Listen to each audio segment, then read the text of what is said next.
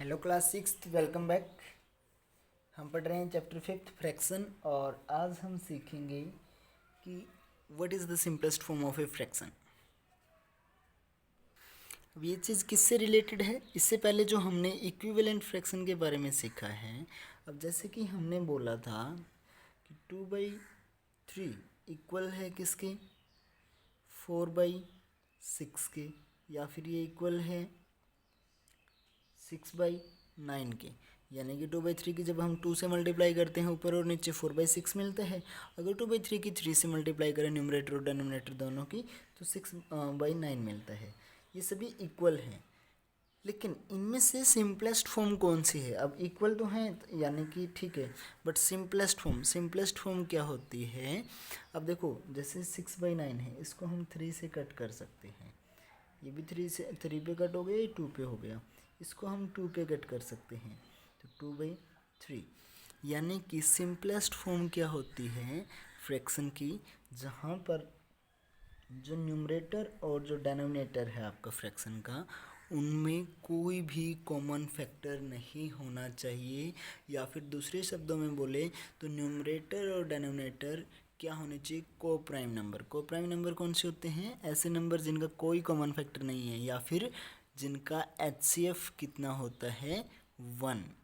क्या हुआ कि जिनका HCF क्या होता है? 1। जिनका HCF, अगर देखो न्यूमरेटर और डिनोमिनेटर जो हैं, अगर इफ़ कंडीशन है कि उनका HCF कितना है? 1 है, देन फ्रैक्शन इज, तो उसमें फ्रैक्शन क्या हो जाएगी? In simplest form. तो हम बोल सकते हैं कि फ्रैक्शन उस समय किस में है? सिंपलेस्ट फॉर्म में है। और अगर डिनोमिनेटर या न्यूमरेटर का जो HCF आप निकालोगे, HCF निकालने के आपके पास बहुत सारे तरीके हैं। प्राइम फैक्टराइजेशन है, या फिर आप डिवीज़न मेथड से निकाल सकते हो। जैसे भी आपको निकालना है निकालिए। HCF निकालना पहले आप सीख चुके हो। अगर न्यूमरेटर और डिनोमिनेटर दोनों का HCF 1 के अलावा कुछ भी आता है, तो इसका मतलब वो क्या नहीं है? सिंपलेस्ट फॉर्म में नहीं है। और अगर आपको सिंपलेस्ट फॉर्म में कन्वर्ट करना है किसी भी गिवन फ्रैक्शन को, तो जो HCF है न्यूमरेटर और डिनोमिनेटर का, उससे दोनों को डिवाइड कर दीजिए अलग अलग से, और जो आंसर आएगा वही उसका क्या हो जाएगा? Simplest form. So question number 1 में तो आपको क्या बताना है? 2 क्वेश्चन है यहाँ पर। Examine whether the following fractions are in their simplest form और नॉट। आपको बताना है कि है या नहीं है, सिर्फ बताना है। यानी कि आपको आगे सोल्व नहीं करना। अगर भाई नहीं है तो उसको सिंपलेस्ट फॉर्म में नहीं बनाना, सिंपल येस और नो में आपको जवाब देना है। तो जैसे कि जो भी फ्रैक्शन दी गई होगी आप लिखोगे सबसे पहले कि given fraction is equal to, जैसे कि अगर हम बात करें, पहला क्वेश्चन है जो बिल्कुल 18/27। वैसे तो आपको पता है कि इनमें 3 कॉमन फैक्टर है। देखो, आपकी मर्जी है। जब आपको बताना है कि वो सिंपलेस्ट फॉर्म में है या नहीं, तो उस समय अगर आपको पता है कि दोनों के दोनों नंबर किसी न किसी न्यूमरेटर और डिनोमिनेटर किसी न किसी नंबर से कट हो रहे हैं, जैसे कि 3 से कट हो रहे हैं, 3 की टेबल में आते हैं, तो आप ये लिख दो कि because 3 is common factor of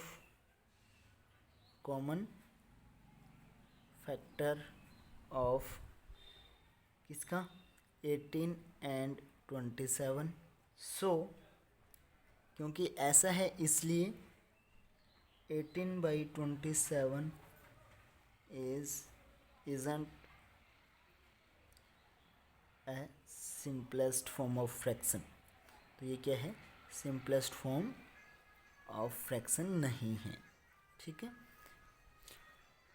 अगर आपको नंबर देखने से एकदम से पता ना चले भाई, जैसे कि कोई अगर ज़्यादा बड़े नंबर आ जाएं और वहाँ पर आपको ना पता चले कि उनमें कॉमन फैक्टर है या नहीं है, तो आप सिंपली क्या करो, उसका HCF निकाल लो।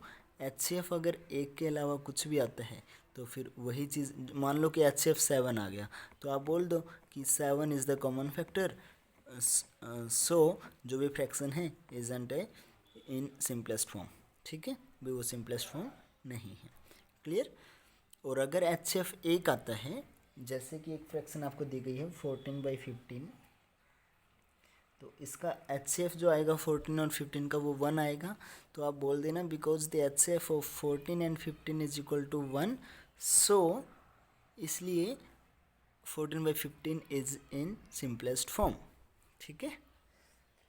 क्वेश्चन नंबर 2 में आपको क्या करना है, रिड्यूस करना है आपको जो गिवन फ्रैक्शन है उसको सिंपलेस्ट फॉर्म में। सो जो भी फ्रैक्शन दी होगी आप लिखोगे सबसे पहले क्वेश्चन नंबर 2 के लिए, गिवन फ्रैक्शन इज, जैसे कि एक क्वेश्चन है आपका 13/52।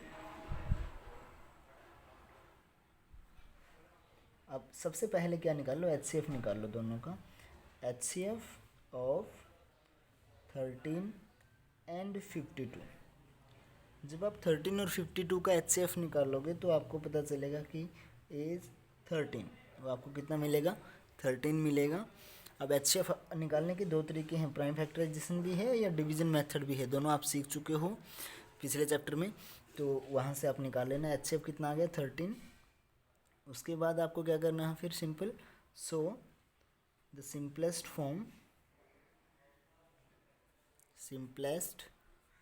फॉर्म ऑफ 13/52 इज, क्या हो जाएगी, फ्रैक्शन लिखो एज इट इज़, सॉरी 52 1 नहीं आएगा यहाँ पर, और इसको डिवाइड कर दीजिए जो इनका HCF आया है उसी से, न्यूमरेटर को भी और डिनोमिनेटर को भी। तो कितना हो जाएगा, 13 को 13 से डिवाइड करोगे 1, और 52 को जब 13 से डिवाइड करोगे कितना आ जाएगा 4। सो 1/4 आपकी क्या आ गई, सिंपलेस्ट फॉर्म आ गई, किसकी, 13/52 की।